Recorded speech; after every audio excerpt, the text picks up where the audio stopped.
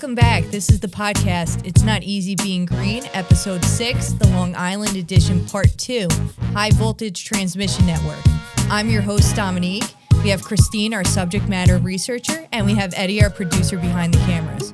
We are back with two special guests, Michelle Ann and Christina Kramer from Long Island, who are at the forefront of raising awareness to fight against industrial-sized so-called renewable energy projects and that are threatening the coastline of Long Island from wind turbines, BESS storage facilities, and high-powered EMF cables. Today, we will focus on the high-voltage transmission network that is proposed on Long Island, Westchester, and in a separate project along the Hudson River.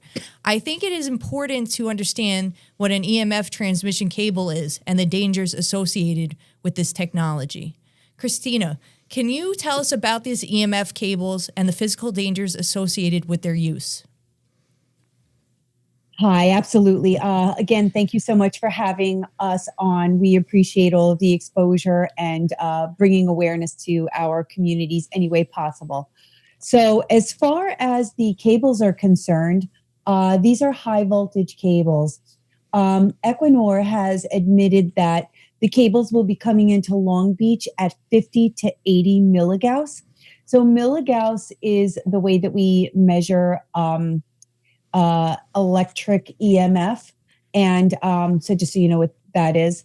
And typically in our environment, we live easily within 1 to 3 milligauss of, EMF, whether it's your microwave or your toaster oven, your hair dryer. And when we were at the New York State Public Service Commission hearing, we learned that it was coming in at 50 milligauss. And a change in 1 milligauss of EMF radiation exposure will double your chances of getting leukemia and cancer. And children and unborn fetuses are particularly vulnerable because their cells are undeveloped or in developmental processes. Another thing you should know is that our cables are only going to be buried 36 inches underneath our surface here. So that's not, so they say that EMF is your, with EMF, distance is your friend. Mm-hmm. Well, those 690,000 volts of cable of EMF radiation will only be 20 feet from my house. So how much distance is safe from me and my family? So when you 36 inches underneath the ground, and they say that the best conductor is when you're walking on top of the ground. And we live in a beach community, so people walk to the beach barefoot all the time. People are walking their dogs, and directly on top of the wires will be, we park our cars over there. So if you're sitting there for an extra 5 or 10 minutes, finishing up a conversation on the phone, you'll be getting exposure to EMFs, and they're cumulative. So they build up and they don't go away. And little by little, you're basically cooking your cells. Wow. And that's going to be all along our residential streets. It's an experimental process. It's never been done like this in a highly residential area before. They have no safety studies. We'll be lab rats. And then I hear things like, why don't you trust the science? Propel New York says it's going to be okay because we're going to be under 200 milligauss because that's the state limit. But they don't talk about the impacts they have in their documents, in their literature, that EMF radiation isn't harmful to humans. But we've got statistically significant studies that say otherwise. And we understand that the WHO comes out with these guidelines, and 5 of the 6 members of the WHO are also on INERC, which is the establishment that governs how much EMF is safe for humans. And INERC is a paid organization that's paid by the government. So if you're asking scientists the information, I think it's disingenuous, because if the scientists don't come up with the reports that the government wants, they won't be funded. So how are you going to say follow the science when the scientists are under duress? That's what I have to say about that. Yeah, that's a great correlation, really. That was a lot, but no, but that's makes it very clear of how this is working. How it's done. I also want to show real quick a T-shirt. You said lab rats, guinea pigs, experimental. I think you have a T-shirt. You have a T-shirt as well. We're going to share our T-shirts. I have this T-shirt. One of our people, I think it was Divine Grace. Correct? I don't know. Correct me if I'm wrong. And it's for our cause. We refuse to be. That's awesome. We refuse to be your guinea pig, and also help us. What does it say on the back? I can't read. From the back. Help, lives are at risk. Stop the lithium battery plants near our residential areas, lithiumbatteryawareness.com. So we have that T-shirt. So yeah, we're essentially guinea pigs, and this is just an experiment for these people. Yep. They say it. They say we have no safety studies, we have no comparables. But you know what? We'll monitor your area and we'll mitigate after the fact. So exactly how do you mitigate leukemia or cancer in your child? And exactly how many children do we have to mitigate before we deem this unsafe? Yeah. So Equinor verbatim said, we've never done this before. So we're from Norway. We've never done this before. The other thing is I hear, high voltage cables are all over the place. They have 10,000 miles under New York City. They never come up with a comparable. The wires that are under New York City, are they hundreds of feet? Are they thousands of feet? Are they under subway lines? Are there lobbies in between the buildings? They're not actually comparing it in any way. They're just spewing garbage. Yeah, there's even John Bendo, our council person. Yeah, there's thousands of wires, but then didn't compare apples to apples, just threw random statements out. And people just take it verbatim because he's one of our council people. So no, it's not. There's no proof that these are safe, and there's statistically significant studies that say they are not safe. Michelle, I understand that Propel New York is the entity that is overseeing the placement and installation of the cancer cables. Can you explain where these lines will be laid? And Eddie's going to put up a map on the screen. Okay, yes. So Propel, their cables are going to run from Long Island to the North Shore, starting and then the South Shore, and go on their way to Queens. So Propel is the name of the project. Propel New York Energy is the name of the project. It's a project between New York Transco and New York Power Authority. Originally, New York Independent System Operator was tasked to create a project for the need, again, for transmission lines, a public need for clean energy, electricity. In September 2022, the then CFO of LIPA, Tom Falcone, CEO, right, addressed the board of LIPA that there's a need for these cables per the Climate Act and, again, the Climate Leadership Community Protection Act, which we both know it is inequitable for all New York State ratepayers. So NYISO chose Propel New York T051. There were a number of projects to choose from. And the reason NYISO's consultants, Potomac Advisors, said not to use this one project was only because it was too expensive, nothing about safety. There's been arcing happening because these cables are too close. The road is too small for the conduit for the width of these cables. Again, it's just an experiment, and we're going to see what happens, I guess. Can I jump on that for a sec? Mm-hmm. So because these cables are going to be going throughout Long Island. When we first got on board to fight for these projects, we heard things like, it's for Long Island, it's to upgrade the grid, yada, yada, yada. It's to propel New York forward. It's a cute name. Yes. And yeah. All the names are very strategic. Equinoil is equitable something or other. Right. They're really strategic about their names. So the Propel New York high voltage cables that they're going to bring through Long Island and to upstate. When they watch us. They're on our pages. They're scoping us out.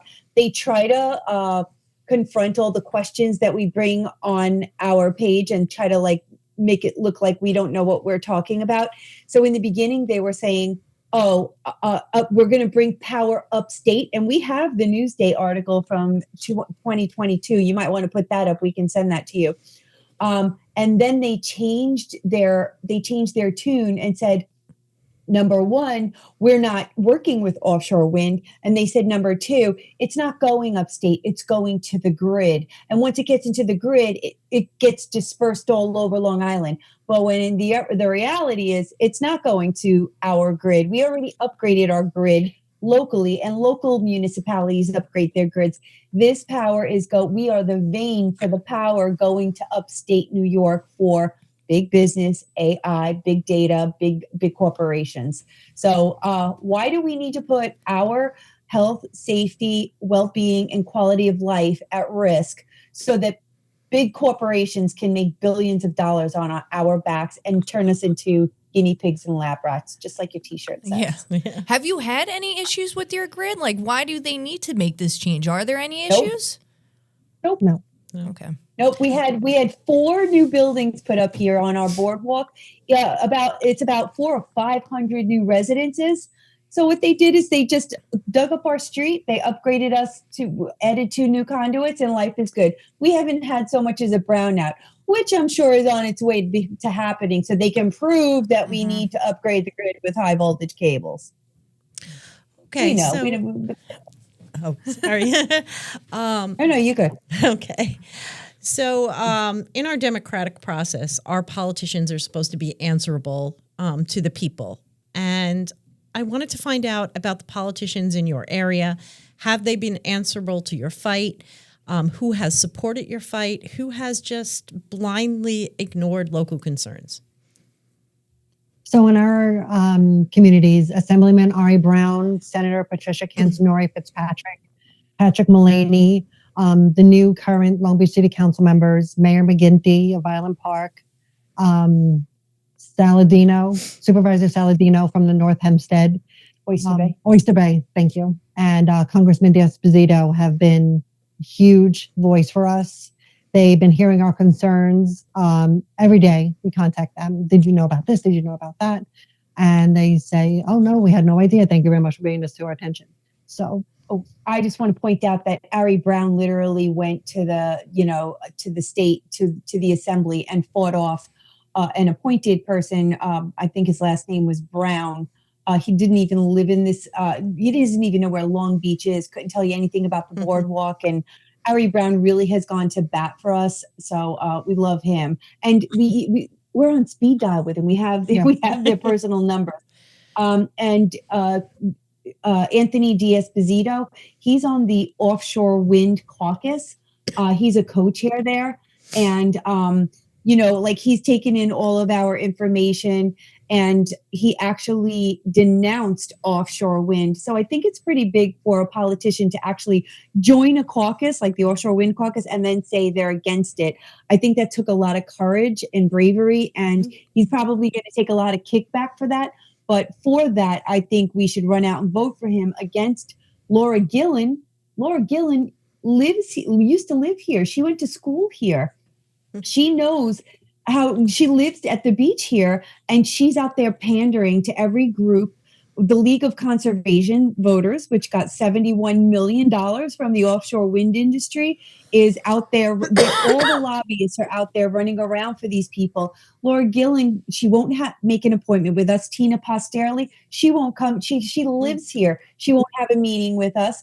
These politicians are garbage. They won't talk to us. And then they go out and they say that they're supporting the residents and not people like Anthony D'Esposito, who's actually trying to help us and work with us. And Laura Gillen, just for fun, was at our local Irish Day parade. She had people all around her, so nobody could have a conversation with her. And I tried to say, "Stop offshore wind." And she ran away from me like a little leprechaun. She's a child. Yeah. Yeah, not even just politicians maybe certain celebrities that have either they have a love for their the area that they grew up in, and they still live there. They're nowhere to be seen to support the communities. I don't know. Yeah, what about North Carolina when the hurricanes came and the water drip? Do we need Hollywood? Do we need stars? Do we need singers? No, we don't need those people. And we certainly don't need any turbines. And you couldn't ride an electric vehicle anywhere. It would blow up. You know what you needed? Yeah. You needed gas, you needed oil, you needed manpower. We don't need the elites. Absolutely. Yep. So we really briefly, I said, what's right? Is there a problem with their grid? Why are they proposing this? So your transmission lines have always been satisfactory in New York. So why is NYSERDA saying this project is needed? Self-imposed mandates. Yeah, they made themselves some mandates. And that's the sickest thing about this. They made mandates that we all had, that they want us all to follow. But yet, when you talk about the science, there are no scientific guidelines. They're not saying, oh, we're going to reduce our CO2 by this amount, and using this type of energy would actually reduce the CO2. None of that is happening. There are no actual benchmarks that we can get to. Yep. So it's like creating a football field and not telling people where the goal is. Yep. I mean, it's insanity. Yep. Sorry. Did you? No, you said it. Yeah. So I understand there are two types of cables being proposed, submarine cables and those land cables buried along your busy streets, along residential roads. Can you tell us how deep these cables will be buried and what disruption it will mean for the communities that are going to have to sort of have their life upended because of this project? Sure. So in addition to the cables giving you exposure to high voltage EMFs, there's also going to be massive construction. There'll be noise pollution. They want to circumvent any of our local laws and ordinances. So like OSHA, you're not allowed to work without earphones if the decibels are above like 75 or 80 decibels. But these construction decibels, which they want to do 24 hours a day, you can ask the people in Barnstable how horrible it is right now. How are we going to protect our residents from the noise pollution? Long Beach is a barrier island, and we only have one 6-lane road. And if they shut that down, our community will come to a screeching halt. Our businesses will shut down. And also, Long Beach is largely comprised of commuters who go to work in New York City. So these lines are going to be shutting down the Long Island Railroad for an unknown amount of time. We say unknown because these companies, Equinor, they redact all their documents and they don't put information in, and they're not required to have these kinds of information. Pray tell all of our questions.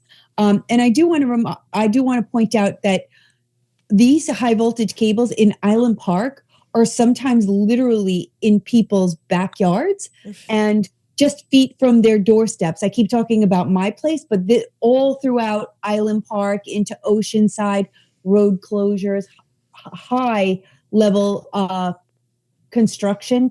And out in the ocean, they'll be kicking up all kinds of sediments that have been beneath the surface, glauconite and all kinds of poisons that will now be on our shoreline because they want to do this.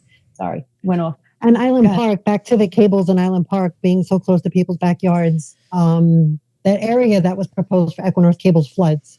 All of the South Shore floods. Our infrastructure is screaming to be upgraded, for lack of a better word. We have sinkholes. We've had a number of sinkholes last year. And these cables that are supposed to be under the ground, they're going to be in duck banks with manhole covers. We were told many times, because we've always said, hey, why don't we just put our electric lines under the ground? The reason being they will not do it is because of the salt from the snow.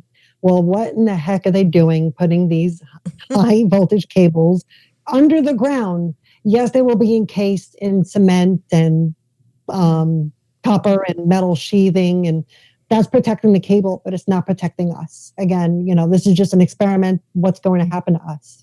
And ask any electrician in New York City when the most electrical fires are, and they will tell you it's when it snows.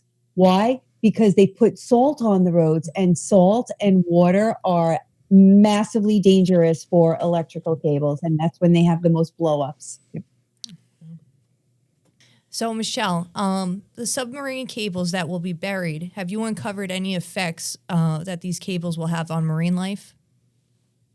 Yes, actually. In Equinor's documents, it said that the EMF will affect certain types of fish. So if it affects fish, that we're consuming the fish, guess what? It's going to affect us.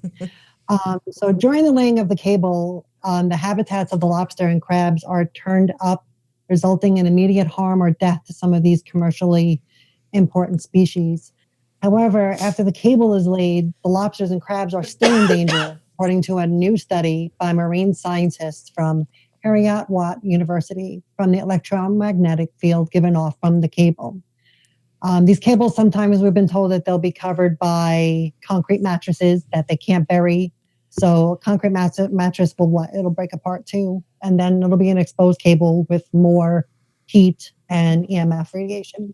So both crab and lobster larvae exposed to the electromagnetic field were smaller, which could have an impact on their survival. Underwater, bigger means better able to avoid predators. Additionally, exposed lobster were 3 times more likely to fail a swim test, leaving them unable to surface to find food. Even more disturbing, exposed lobsters were also 3 times more likely to be deformed. The most common deformities scientists found including bent and reduced tail sections, which could account for the swimming results. In addition, some had disrupted eye development and puffy and swollen bodies. Wow, that is disturbing. Deformities present in the lobster caused by exposure to EMF cables. One would wonder what it would do to humans, especially pregnant women, if they're exposed to this. Is there data on how EMF cables will affect migrating species of fish and commercial fishing? Yeah, it is disturbing, and that New York State wants to use this as guinea pigs, monitoring us after the fact in a rush to implement their new plans. Do you want to say anything about? Sure, I do, actually. I always have something to say. So we kind of touched on this in the other episode about the incidental take authorizations. Mm-hmm. So these companies are giving, in their environmental impact statements. Yes, yep. I said statements, didn't I? Stations. Oh, sorry. Substation, station. Yeah, it's all the same. It's all garbage. Anyway, in their environmental impact statements, they get to have authorization to kill thousands of marine life, whales, crustaceans, dolphins, all kinds of marine life, seals. And if they kill one of these animals, they just have to report it. And when they report it, they won't be held liable. So there's a type A and type B. Type B temporarily deafens a whale, and type A will kill it. And the questions I have are, why do you need these if it's not harmful? Yeah. And how many of these are on record? Are you required to report? So from what I understand, there are no incidental take authorizations on record. The second thing is, if your seismic noise bothers a whale, so if a whale hears the sounds, they will feel that it's very predatorial, and they'll do anything to get away from them, even beach themselves, even run into ships, even running to fishing gear that typically they would avoid.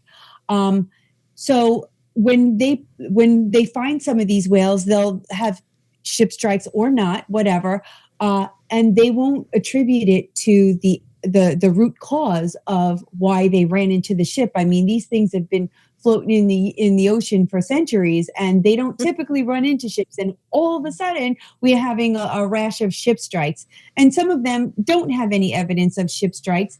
And we also found out that Jennifer DuPont, who works for Equinor, also works for AMSES and does the necropsies on the whales, and says we can't do ear checks after a certain amount because there's no evidence. So they're all working together.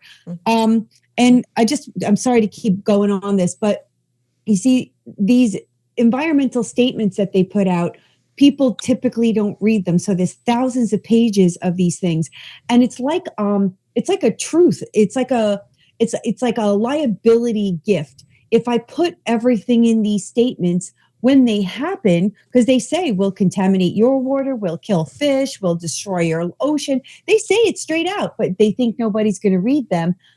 But we are, of course. And now they're starting to redact them more and more. But anyway, if we put it in the statement and NYSERDA, BOEM, NOAA approves it, then we can't be held liable. Right, they're covering their ass. That's right. Carry on. Yep. Yep. So I understand, Christina, that your group has had a recent victory in stopping one of these transmission lines. Can you tell us what happened? Sure. So we, from grassroots, created Protect Our Coast, Long Island, New York. About 10 of us retained a lawyer. His name is Ben. We have been fundraising to raise the money to pay for this lawyer who's fabulous. And he speaks for us on the Article 7 settlement proceedings. And he stops them up at every turn, forcing them to do their job, which is to protect us.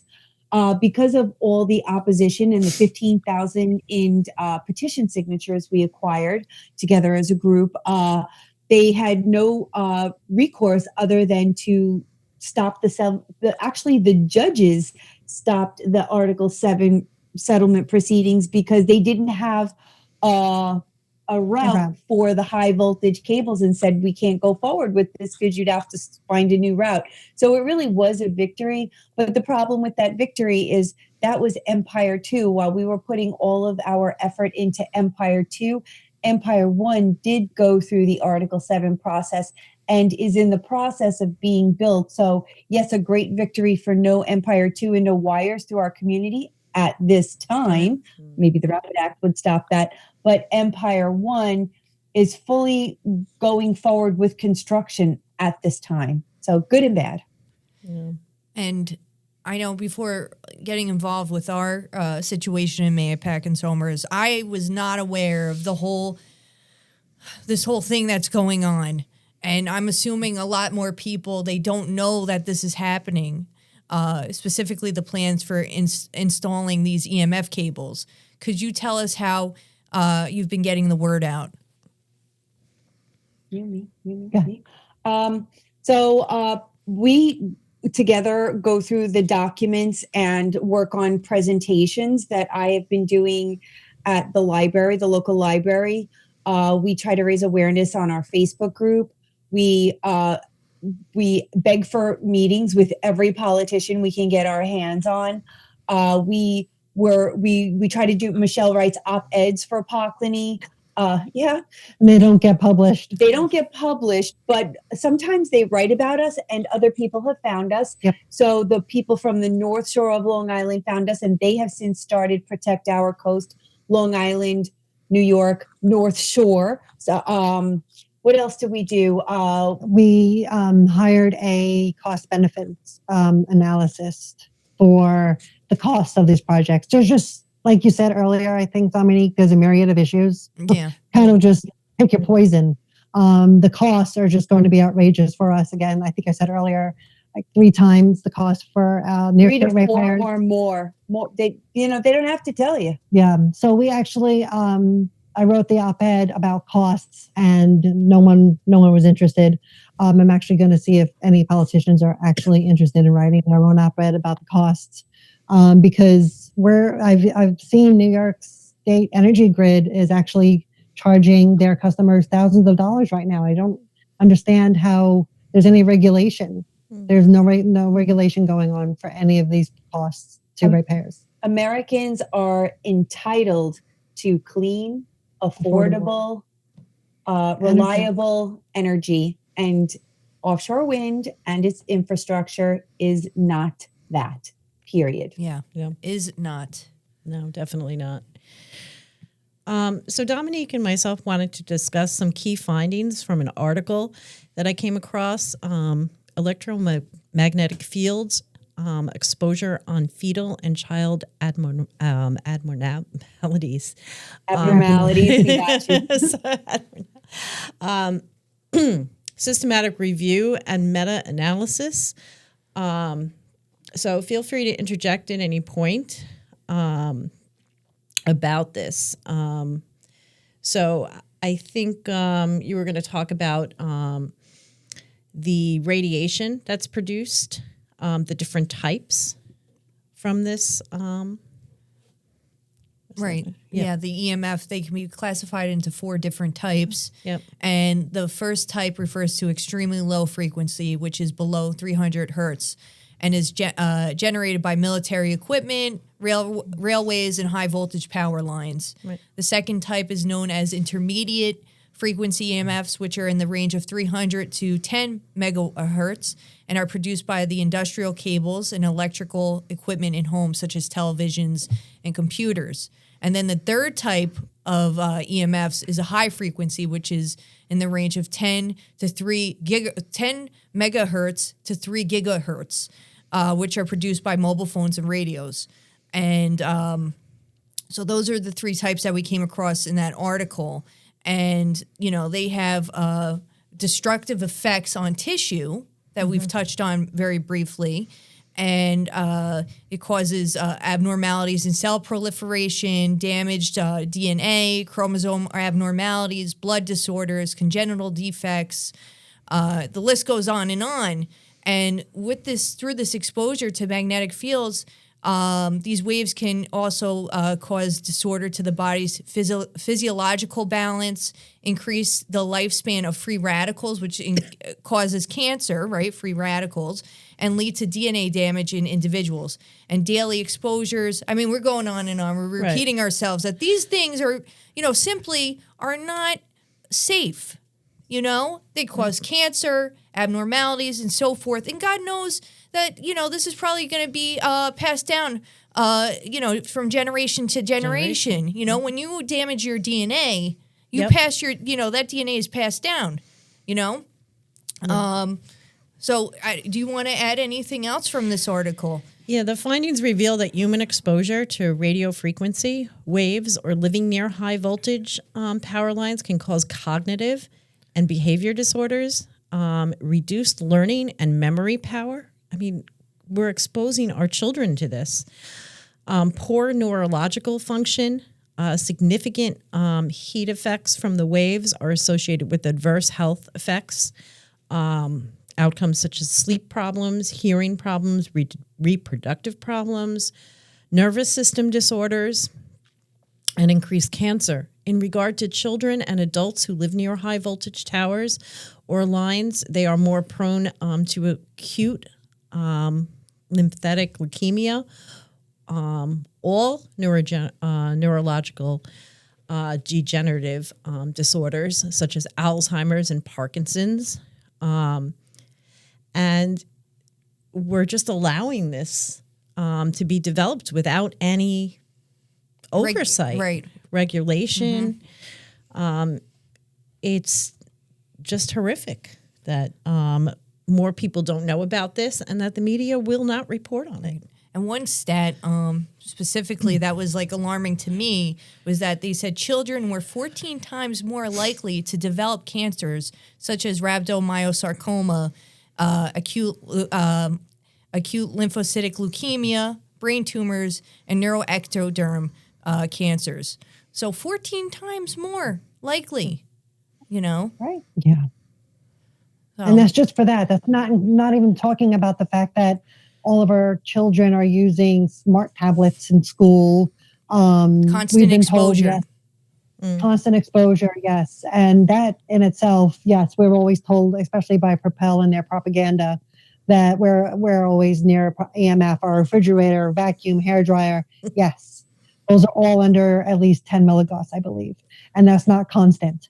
We're talking about 345 kilovolts of high voltage cables. Times two. Yeah. It's just ludicrous. And I will say for Propel, in one of their Article 7 documents, there's a docket number, which escapes me right now. One of their documents says that their milligauss at one of the right-of-ways is over 230. So and the state limit is 200. Mm-hmm. Yeah. But just because the state limit is 200, why would you want to do that to human beings? The state also says you can put red number 5, yellow number 3, all these horrible contaminants into your food. So the state guidelines mean nothing to us. Who's approving this? You know, who's setting the bar for what's acceptable? A lot of the agencies, and I think they fall under the state. I really believe it's New York State Energy Research Development Authority, NYSERDA. Yeah. I think that's what's happening here. I think, and the Public Service Commission, which imposes the rates and the need for the article. That's a lot of agencies. I'm finding out a lot over the past couple of years of my life. Forced knowledge. Yeah. We didn't want to know about this. Well, I'm learning a lot from you guys as well on the, you know, talking to you guys and watching you on Facebook and all the presentations that you guys do. I've learned tremendously in the past couple months. I didn't know that. So is there anything else that you'd like to tell the audience, our listeners, before we conclude this episode? Just continue to talk to people about it because not everyone knows. Not everyone knows what's happening in New Jersey. Not everyone knows that's happening upstate, Long Island, Brooklyn, for even that matter. The problem is it's not on social media. It's not, unless it's from our groups. It's not in the news, not in the newspapers. Yeah. We're just telling people by word of mouth because all of this started 2020, 2021. Yeah, in the dark of night during COVID. Yeah, maybe right before. Yeah, that's when a lot of the action started and all the meetings, not with us, with municipalities. Mm-hmm. Yeah. Yeah. I think that's when also, that's when they started here. East Point Energy, that's when the opportunity presented itself to the board in the middle of the night during the COVID era, the beginning. Yep. You know, when everyone was distracted. Yep. Interesting. Yep. Yeah. We were trying to survive, right? Yeah. Right. We were trying to get the masks off our kids' faces. In closing, I just want to, if I have a second, I just want to thank all of our mentors. Bonnie Brady, Mandy Davis, Barbara Skinner, Rose Willis, Kristen Reiche, Mike Dean. He gets on the phone with us every Friday to talk us through things. Bob Stern, Dennis.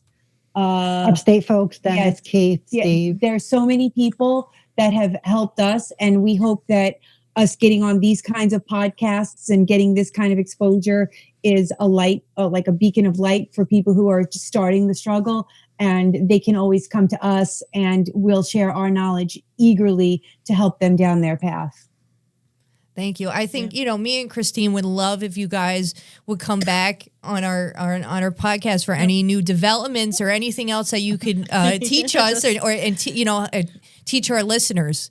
You know, it's always evolving. It's always evolving. Yeah, we'd love to come back. Thanks Always for having us. We're so grateful for this opportunity. Very. Thank you so much. Thank you. So that concludes this episode, Long Island Edition Part 2, High Voltage Transmission Network.